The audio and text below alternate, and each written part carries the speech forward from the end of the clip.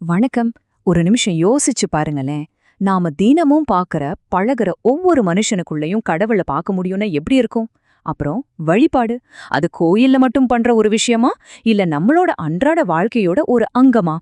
இந்த மாதிரி சில ஆழமான கேள்விகளுக்கு சுவாமி சித்பவானந்தரோட ஒரு அருமையான போதனைய வச்சு பதில் தேட போறோம். வாங்க உள்ள போகலாம். இந்த மொத்த விளக்கத்தோட மைய புள்ளியே இந்த ஒரு வரிதான். நரர்கள் எல்லாரும் நாராயண ஸ்வரூபங்கள். ரொம்ப சக்தி வாய்ந்த வார்த்தை இல்லையா? இதுக்கு என்ன அர்த்தம்னா, ரொம்ப சிம்பிள். நாம சந்திக்கிற, நம்ம கூட இருக்கிற ஒவ்வொரு மனுஷனும் அந்த நாராயணனோட ஒரு வடிவம், கடவுளோட ஒரு அம்சம். அப்போ முதப்படி என்ன?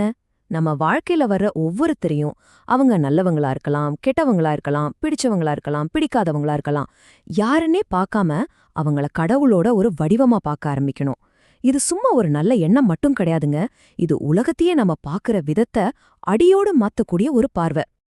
சரி, இதெல்லாம் கேட்க ரொம்ப நல்லா இருக்கு. ஆனா நடைமுறைக்கு வருவோமே, இதை எப்படி உண்மையா உணர்றது? மத்தவங்கள கடவுளா பார்க்கணும்னு சும்மா மனசுல நினைச்சுக்கிட்டா போதுமா? அது உள்ள இருந்து வரணுமே. அந்த உணர்வை கொண்டு வரதுக்கு ஏதாவது வழி இருக்கா? வாங்க பார்க்கலாம். கண்டிப்பா இருக்கு. அதுக்கு சுவாமிஜி ஒரு சூப்பரான வழி சொல்றார். அவர் என்ன சொல்றார்னா, கோயில ஒரு பயிற்சி கூடமா, ஒரு ஒரு ஜிம் மாதிரி கற்பனை பண்ணிக்கோங்க. நம்ம ஜிம்முக்கு எதுக்கு போறோம்? உடம்ப வலுப்படுத்த. அதே மாதிரி கோயிலுக்கு போறது நம்ம மனசையும் அந்த பக்திங்கிற உணர்வையும் வலுப்படுத்தத்தான். அங்கே நாம வழிபாடு செய்யறத விட வழிபாடு எப்படி செய்யணுங்கிற கலைய கத்துக்க போறோம்.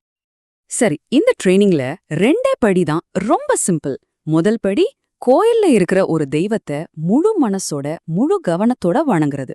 நம்மளோட எல்லா மரியாதையும் பக்தியும் அங்க குவிக்கணும். 2வது படி, இப்படி நாம ஒருமுகப்படுத்தி வணங்கும்போது அந்த உண்மையான ஆழமான மரியாதைங்கிற உணர்வு எப்படி இருக்கும், அந்த உணர்வோட நுட்பம் என்னன்னு நம்ம கத்துக்கிறோம். புரிஞ்சுதா? இது வெறும் சாமி கும்பிடுற சடங்கில்ல, இது ஒரு பெரிய விஷயத்துக்கான மனப்பயிற்சி.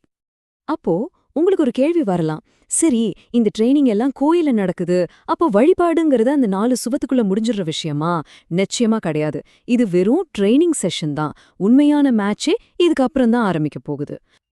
இப்பதான் விஷயத்தோட முக்கியமான கட்டத்துக்கே வர்றோம். கோயில்ல நாம கத்துக்கிட்ட அந்த மரியாதைய, அந்த பக்திய என்ன பண்ண போறோம்? அத பத்திரமா பூட்டி வைக்க போறதில்ல. அது அப்படியே நம்மளோட அன்றாட வாழ்க்கைக்கு எடுத்துட்டு வர போறோம். எப்படி? நாம சந்திக்கிற ஒவ்வொரு உயிருக்கும் அந்த மரியாதைய, அந்த வணக்கத்தை சேவையா காட்டப் போறோம். இது நாம ரொம்ப தெளிவா புரிஞ்சுக்கணும். கோயில்ல நாம கத்துக்கிட்டது வெறும் ஒரு மனோபாவம் இல்ல. அந்த மரியாதை, அந்த பக்திங்கிற உணர்வு இப்போ ஒரு செயலாக மாறணும். அந்த செயல் என்ன தெரியுமா? அதுதான் சேவை. நாம மத்தவங்களுக்கு செய்யற ஒவ்வொரு சின்ன உதவியும் அந்த வழிபாட்டின் வெளிப்பாடுதான். இங்க பாருங்க, இந்த ஒப்பீடு எவ்ளோ தெளிவா சொல்லுதுன்னு. பயிற்சி நடக்கிற இடம் கோயில். அங்க நம்மளோட கவனம் ஒரே ஒரு தெய்வத்துக்கிட்ட இருக்கு. நோக்கம் மரியாதையை கத்துக்கிறது. ஆனா அதோட உண்மையான பயன்பாடு எங்க? இந்த உலகத்துல யார்கிட்ட?